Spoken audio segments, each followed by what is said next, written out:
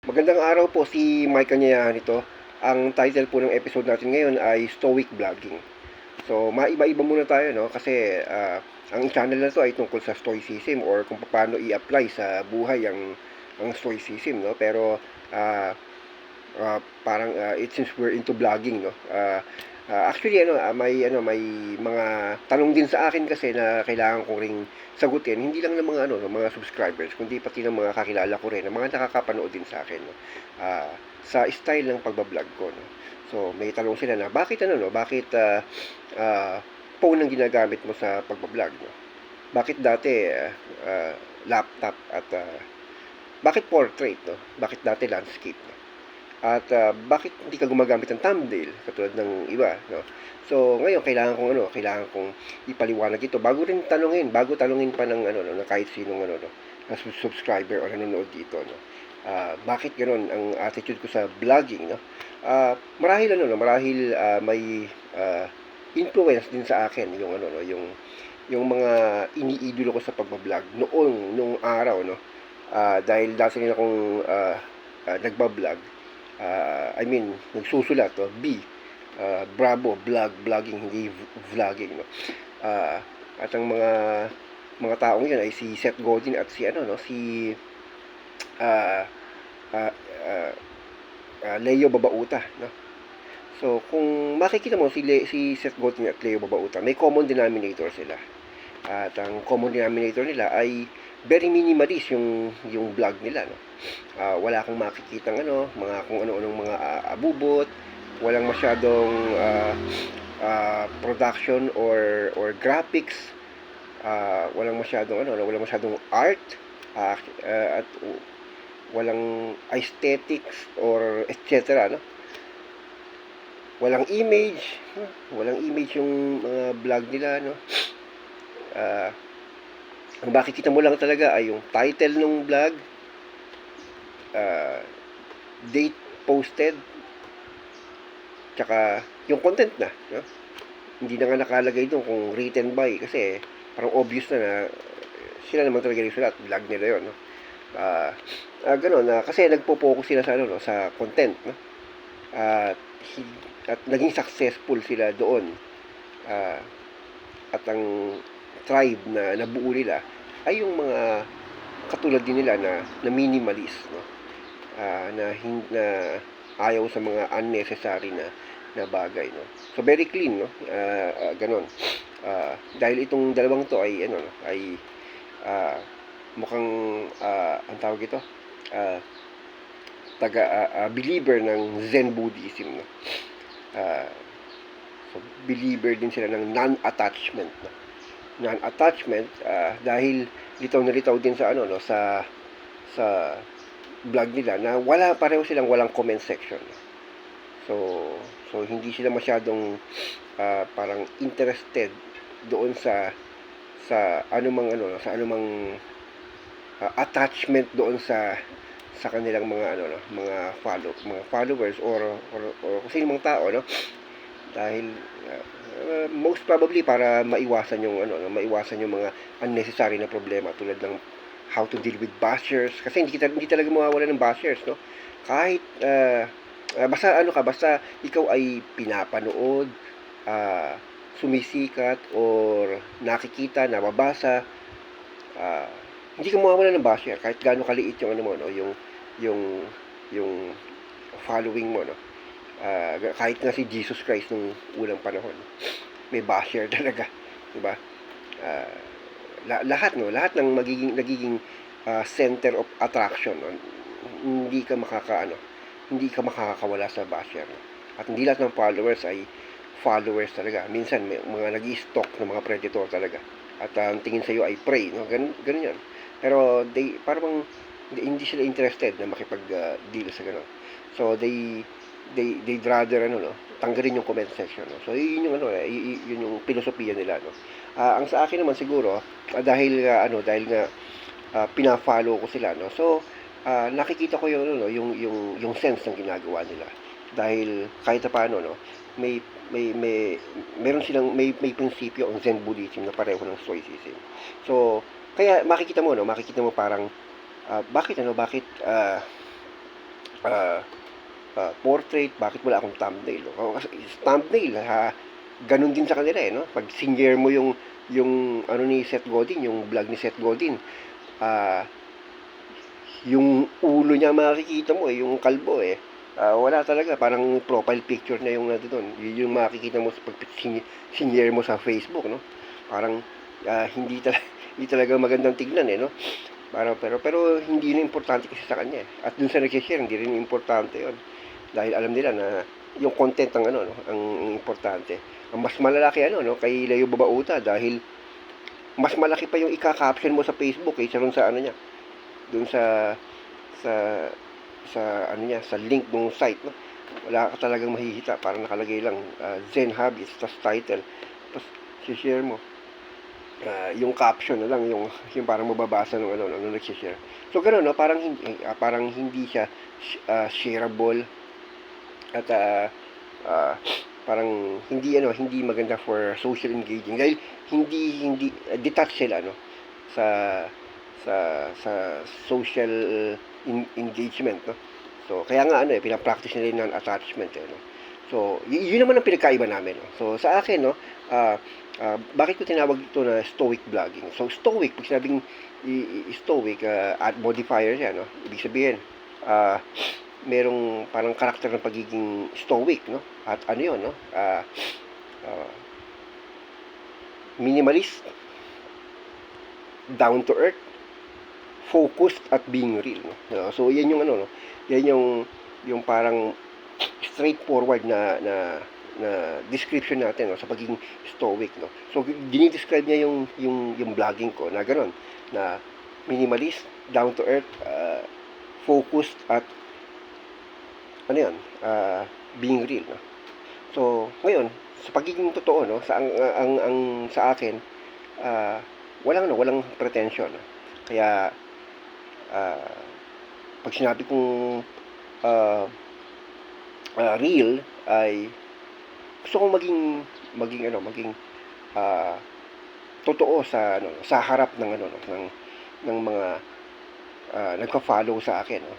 So, that's why uh, wala akong thumbnail. Uh, Ayoko magmukhang AI or clickbait. No? So, gusto kong makita ng mga magka-try na manood sa akin na kung ano yung nakikita nila sa thumbnail, yun yung makikita nila sa actual. No? At makikita nyo, no? Yung anong tawag ito? Wala akong ano rito eh. Wala akong uh, script dito. Impromptu ito, no? Uh, Natural lang ako. Kung ano yung pumapasok sa isip ko, yun yung sinasabi ko. Although ang mahirap dito ay yung minsan nagiging redundant, no? Paulit-ulit ako, no? May mga nagreklamo na rin, no? Na, sir, pwedeng direct to the point ka na. May mga pasakali kung masagal, no? Pero direct to the point, no? Yun ang mahirap pagka impromptu, no? Ang mahirap naman pagka yung talagang production ka at parang scripted ka ay hindi ka rin natural at nagmumukha ka lang mumukha ka ng AI generated no? Or parang copycat no copycat so walang authenticity no uh, so ngayon uh, I prefer to be authentic and imperfect no yun naman ang yun naman ang pinagkaiba natin sa AI no pagiging imperfect at real no pero syempre no may punto din yung may points din yung mga yung uh, mga ilan din nagsasabing baka pwedeng maging straightforward ka na no? Kasi ang haba-haba no so yun no guilty ako doon sa sa ganung pagkakataon na o nga naman, yung mga past videos ko, no, napakahaba, umaabot ng 45 minutes, no? May isa pa nga yata ako, 1 hour pa. So, guilty ako doon, no? Dahil siyempre sinimulan ko tong tong channel na to na parang lecture dahil philosophy eh.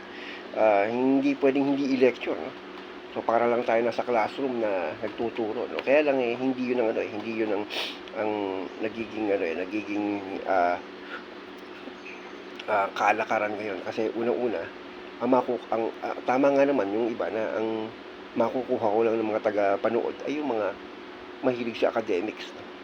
ah, or yung matyagang nag-aaral, di ba? Although napakaganda kasi ah, iba pa rin talaga pag ang mga followers mo ay mga palaaral at mga intellectual, no? Kaya lang ang purpose ko kasi din ay ano, no, ma-reach ko yung as parang as many as possible, no? Yung ma-reach ko yung mga ano, no, yung mga yeah, ibang tao na kahit hindi rin ano, hindi rin talaga sabihin mo, kahit mga na-academic din, no? Ganun. So, uh, in short, no, yung mas wider na ano, na audience, no? So kaya kahit paano ako ay nagiging ano rin, nagiging nagko-compromise din. Ako ay nag-a-adjust din without compromising the practice of stoicism kahit sa vlogging ko, no? So stoic vlogging, focus, no? Sige, when I say focus ako doon sa pinaka-importante. At ang pinaka-importante ay yung content. At pag sinabi nating content, no? Uh, yun yung kung ano yung laman ng aking mga sinasabi. Hindi ba sa mga vlogging, no? Mga written vlogs, no? Ano ba yung pinaka-importante ron, no? Pag sinabing content is king, no? Hindi yung ano hindi yung mga palamuti kundi yung ano yung bottom line, yung point ng article, no? So kaya nga fluffy ang tawag dun sa isang article na maraming mga unnecessary na sinasabi, no? So yun. So yung content, no, dun focus, no? So ganoon din ako, no? I strive na mag-focus sa content at i-minimize yung mga unnecessary na mga tawag ito, salita at ano pa man, no? So yun. So since nag-strive ako na i-minimize yung mga unnecessary mga bagay tulad ng mga paulit-ulit na mga sinasabi ko or yung mga ibang mga example at context na hindi masyadong importante, minimize ko, although siyempre hindi ako perfect. Gaya ng sinabi ko, ang hirap ng gawin nun kapag ka impromptu ka at hindi ka scripted, no? Ganun pa man, no? Hindi lang yun yung minimize ko, no? Pati na rin yung mga ano, pati yung overall, no? Lahat. So hindi ko na kailangan kaya nga hindi ko na kailangan i-landscape to, no? Kasi pag ini-landscape ko to, maraming mga mas malawak yung mga bagay na unnecessary, samantalang talking head yung yung format ng ng vlog. Talking head, ibig sabihin ako nagsasalita sa harap, no? So ang importante is yung ako. Then yun naman ang pulot dulo, di ba? Kasi gusto kong maging parang magkausap lang tayo. So dapat nakapokus tayo sa usapan natin, hindi sa may bintana namin or sa kung ano man yung background ko, sa may puno o kung mayroong mga mga sinampay so walang distraction, no? So yun. And at the same time, no, gusto ko ring i-follow yung sinasabi ng iba na ayun nga, maging makatotohanan dahil kunwari para lang tayo video call, no? Dahil sabi ng mga ibang vlogger, no, kasi ang advantage daw ng portrait ay para sa TikTok tsaka sa sa Instagram, no? Pero sa akin kasi hindi yun reason ko nakita ko kasi analytics nung nung YouTube channel ko na 81% ng mga nanonood sa akin ay gumagamit ng mobile phone at 7+% yung gumagamit ng tablet. So more or less 90% yung mobile at tablet. At less than 10% lang yata yung laptop at TV, no? So ibig sabihin almost para bang hindi lang majority, almost unanimous na ang nanonood sa akin ay mga gumagamit ng mobile device, di ba? So sa mobile device, sure ako na kung yan ang ginagamit nyo ngayon, nag-a-appear ako na mas malaki, mas malinaw at mas makatotohanan, no? At hindi parang yung maliit, hindi kayo maduduling, no? Hindi yung parang na nagsasalitang tao sa malayo, di ba? Ah, at yung inconvenience na ipip-flip mo pa yung ano, or itatagilid mo pa yung cellphone mo para mapalaki yung mapalaki dahil landscape siya. Hindi mo na kailangan, di ba? Para ka lang nakikipag-usap. So ganun. So matotohanan, I just want to be real, no? At yan naman yung pinagkaiba ko doon sa akin na Seth Godin at Leo Babauta, no? Dahil mga Zen Buddhist yung ano nila, yung peg nila. So non-attachment sa akin may affinity sa kapwa tao. So yan yung pinapractice ng stoicism. Yung tinatawag na oikiosis, no? Yung oikiosis, ang ang kung i-translate ko ito sa modern term, ito yung social engagement, no? So gusto kong kaya nakita niyo, no? Kaya pag may mga comment kayo, nagre-reply ako, no? Wala akong pinalalampas, no? Uh, hanggat may question, sige, nagre-reply ako. At pag may request, ginagrant ko, no? So ganyan ako nagbibigay ng importansya sa sa social engagement. At ganoon din nga, kaya nga ganyan yung portrait, no? Dahil gusto kong mangyari ay para lang tayong nag-uusap, no? Hindi yung parang parang nanonood ka ng TV, no?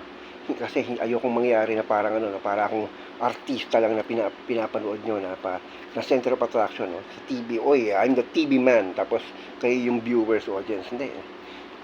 Gusto kong mangyari parang nag-video call lang tayo. So ganoon, ganoon ko pinapractice yung stoicism, no? So sa thumbnail, ganoon, kung what you see is what you get, di ba? So ngayon, ano pa to? Bakit phone, no? Ayun na nga, gusto kong dati laptop ang ginagamit ko, eh. Talagang set up ko pa, no? And lights, camera, action.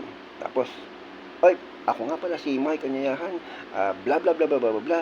Tapos parang nag-a-assume ako ng sasabihin ko, so hindi na ako natural. And then I stopped it. Gusto ko maging natural, diba? Kung pwede nga lang parang nagla-live, no? Pero mas mairam, parang nagbi-video call. So ganyan. Ganun yung yung vlogging ko, no? Kahit sa vlogging ini-implement ko yung stoicism. Ini-implement ko, ibig sabihin I don't know, I'll try to be down to earth, no? At imperfect, no? Ibig sabihin, pero real, no? Real. Ganun ganun yung pagtrato ng isang stoic sa content, no? Kung ano yung pinaka-importante, yung content. At pag sinabing content, no, ang definition ng iba ng content is yung production talaga, no? Yun yung content siguro in the sense na or sa standpoint ng ng mga broadcaster or TV program, or TV production, no? Yan yung content, no? Pero bago pa nila i-define yung ganyang content, no? In the past, ang content ay kung ano yung sinasabi o yung mapupulot mo. Pero sa sa TV kasi pag sinabing content, no, lahat kasama yung graphics or cinematography, lahat, no. Kaya ganoon, para kang nagdi-direct, no. So yan yung content para sa kanila. Pero dahil sa akin ang format ko ay talking head, no. So walang pinagkaiba sa nagbabasa ka lang ng article, no. Dahil talking head ako. So ang content ko ay hindi yung ulo ko, hindi yung damit ko, hindi yung balbas ko, hindi yung background ko. Ang content ko ay yung sinasabi ko. Ang content ko ay hindi yung script ko. Ang content ko ay kung ano yung nasa isip ko. So yun, naka-focus ako sa content. So parang without any distraction, no.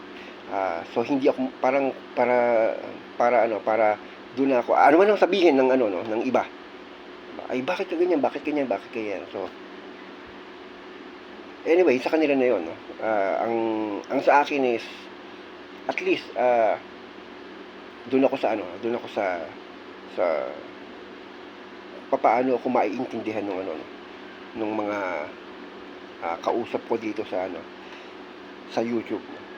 So, kaya nga tingnan nyo, ah, mabait ako nag-reply, hindi ako suplado, no?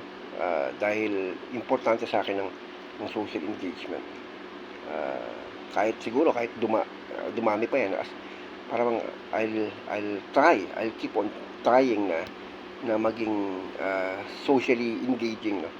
Ah, at siyempre, wish ko rin sa mga manonood na maging ganun din. Ah, so no need to ano, no, to bash or ano, no, to parang kung mag-trash talk, dahil madali naman akong kausap, no? Madali akong kausap. Ah, pero siyempre hindi naman mawawala 'yon. Bilang stoic, no, alam ko 'yon. Hindi importante kung ano yung magiging ano, no, yung magiging kritisismo.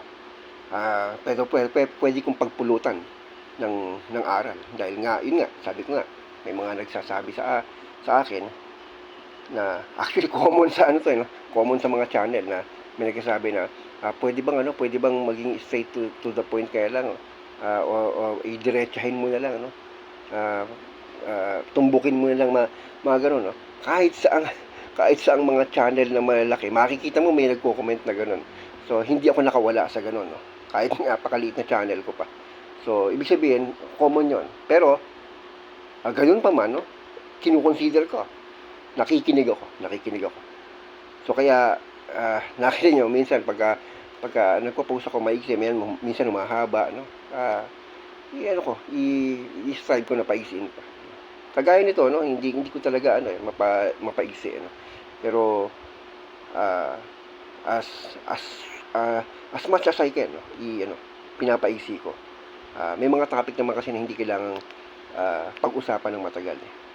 'Yun. Ah, kung tutuusin nga, no, kahit na hindi pwedeng pag-usapan ng matagal, no. Kung gusto naman ng ano, nung kausap mo na makipag-usap pa sa'yo ng matagal, so siyempre magbibigay ka rin ng ano, ng ng ng consideration, no? Kung pwede nga dito, magkape-kape tayo kung gusto niyo magkape, di ba? So walang problema sa akin, kaya lang hindi ko alam kung anong ano, kung pasok ito, no, sa sa sitwasyon ng mga nanonood din sa akin. So yun. Ah, itong video na to ay pagpapaliwanag lang doon sa mga nagtanong din sa akin na ano, na mga kakilala, no? Hindi pa nga mga subscriber, no? Na nagtataka sila doon sa style ko, no? Kasi ganun din ako dati nung nagba-vlog ako sa written vlog, no? Dahil pinapollow ko nga si Seth Godin tsaka si Leo Babauta. Ganun ako, straightforward ako. Although wala na yung mga vlogs ko, no? Na-delete ko na kasi tinigil ko na rin dahil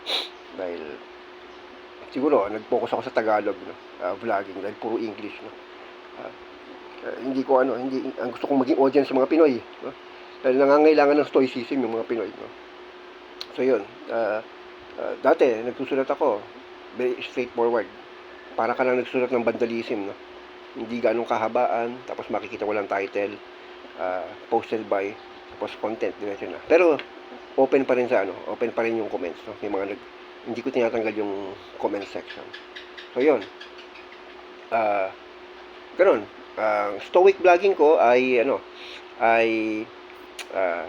ibig sabihin, kahit sa vlogging ini-implement ko yung or pina-practice ko yung tinuturo. 'Di ba sabi nga, practice what you preach, no? Pero that does not mean, no, na kung pina-practice mo yung tinuturo mo ay perpekto ka na. So ako hindi ko masabing perfectly na-practice ko yung stoicism, at perfectly ay perfect sa paningin ng iba, no? So although gusto kong ipasok lahat ng no, perfection ng lahat ng pwedeng mag-suggest, pero hindi talaga pwede. Ayoko rin naman ipasok yung perfection na nasa isip ko, dahil hindi yun pwede. So I'll just go with the process. So sa ngayon, ito yung tingin kong magmi-meet halfway between you and me, without compromising uh, uh, stoicism na pinapractice ko dito sa vlogging. So far, yun lang yung ano, yung siguro sa ngayon, yan lang yung makikita or maipapakita ko. Walang thumbnail, portrait, at gamit yung phone. As imperfect as I am. Kaya gusto kong maging ano, no, maging natural sa harap ng mga tao. No? So, pero dahil open ang ano natin, open ang comment section, any suggestion, no? Or feedback or opinion, o kahit na ano, no, kahit na violent reaction, stoic pa rin akong magbabasa ng mga comments with an open mind and open heart, and I will reply with kindness. So yun na po, hanggang dito na lang po, no. Maraming salamat. May the force be with you.